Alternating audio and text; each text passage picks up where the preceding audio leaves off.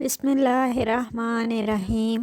السلام علیکم سامعین، آج کی ویڈیو میں ہم بیان کریں گے حضرت داؤد علیہ السلام کے بارے میں۔ حضرت داؤد علیہ السلام بھی بنی اسرائیل کے بڑے نبی گزرے ہیں۔ آپ کا ذکر قرآن پاک میں کئی جگہ آیا ہے۔ سورۃ صاد میں خصوصیت سے نہایت تفصیل سے ملتا ہے۔ یہ سورت پارہ نمبر 23 میں ہے۔ آپ پر آسمانی کتاب زبور نازل ہوئی تھی۔ حضرت موسیٰ علیہ السلام کے انتقال کے کافی عرصہ بعد بنی اسرائیل کے سرداروں نے اس وقت کے نبی سے کہا کہ ہم کو ایک بادشاہ کی ضرورت ہے جس کی سرداری میں ہم اللہ تعالیٰ کے دشمنوں سے جنگ کریں۔ اللہ کے نبی ان کی حالت کو خوب جانتے تھے۔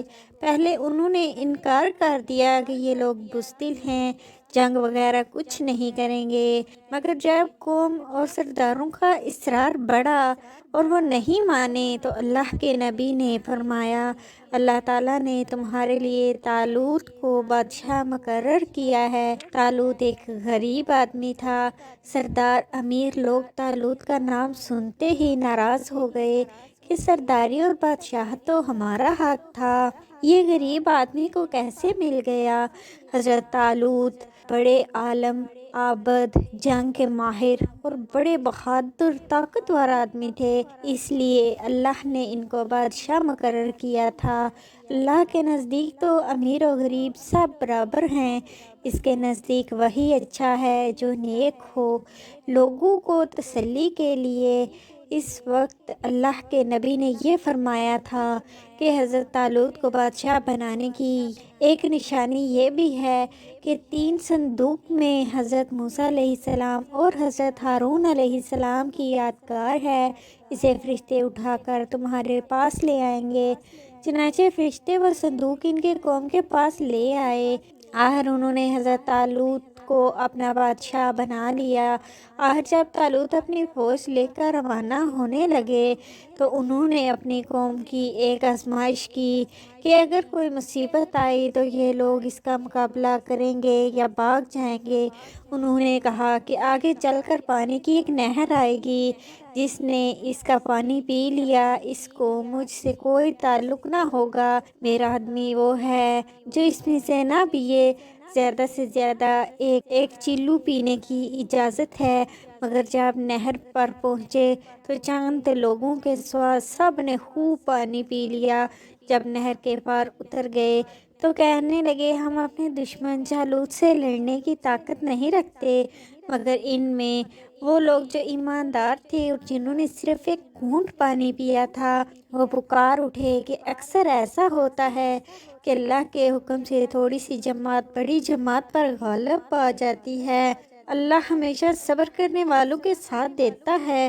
جب یہ لوگ جالوت کے لشکر کے سامنے آئے تو دعا کی کہ ہمارے رب ہمیں اپنے پاس سے صبر عطا کر کہ ہم مار مٹیں، مگر دشمن سے ڈر کر پیچھے نہ ہٹیں، ہمارے پاؤں جمائے رکھ اور ہمیں فتح دے۔ پھر اللہ کے حکم سے انہوں نے دشمن کو شکست دی۔ حضرت طالوت علیہ السلام کے بعد حضرت داؤد علیہ السلام کو اللہ تعالیٰ نے حکومت عطا کی، اور حکومت بھی ایسی عطا کی کہ انسانوں کے ساتھ پہاڑوں اور پرندوں کو بھی ان کا فرما بردار کر دیا۔ ان کو دانائی اور مقدموں کے فیصلے کرنے کی لیاقت بخشی، پھر بھی وہ اللہ کی عبادت ہر وقت کرتے رہتے۔ اللہ نے ان کو حکم دیا تھا کہ پوری زرہیں بنائیں، کڑیوں کے جوڑنے میں مناسب انداز کا خیال رکھیں اور اپنی زندگی نیک کاموں پر خرچ کریں۔ ایک دفعہ اللہ تعالیٰ نے ان کا امتحان لیا، اس طرح کہ 2 آدمی دیوار پھاند کر ان کے مکان میں گھس گئے جس میں وہ عبادت کرتے تھے۔ آپ نے انہیں دیکھا تو گھبرا گئے۔ انہوں نے کہا، آپ گھبرائیں نہیں، ہم اپنا جھگڑا لے کر آئے ہیں۔ میرے اس بھائی کے پاس 99 دمبیاں ہیں اور میرے پاس صرف ایک ہے، اب یہ ایک دمبی کو بھی لینا چاہتا ہے۔ آپ انصاف کے ساتھ فیصلہ کر دیں۔ آپ نے فرمایا کہ جو تم سے دمبی مانگ رہا ہے اس میں یہ زیادتی پر ہے، اور اکثر شریک ایک دوسرے پر زیادتی کرتے ہیں، البتہ جو لوگ اللہ پر ایمان رکھتے ہیں اور نیک کام کرتے ہیں وہ اس زیادتی سے بچ جاتے ہیں۔ مگر ایسے شریک بہت کم ہوتے ہیں۔ جب یہ لوگ چلے گئے تو آپ کو خیال گزرا کہ اللہ نے یہ میرا امتحان لیا ہے۔ انہوں نے توبہ کی، سجدے میں گر پڑے اور اللہ کی طرف توجہ کی۔ اللہ تعالیٰ نے فرمایا کہ داؤد، ہم نے تمہیں زمین کا خلیفہ بنایا ہے، لوگوں میں انصاف کرنا اور اپنی خواہش پر نہ چلنا، ورنہ اللہ کی راہ سے بھٹک جاؤ گے۔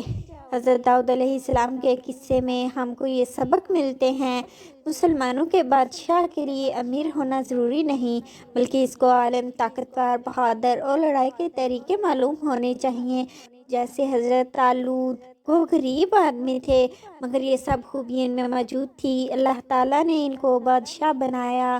نمبر 2، دشمن سے لڑائی جیتنے کے لیے ضروری نہیں کہ تعداد زیادہ ہو، مگر ضروری یہ ہے کہ ہمارا اللہ پر کامل یقین ہو کہ وہ ہماری مدد کرے گا۔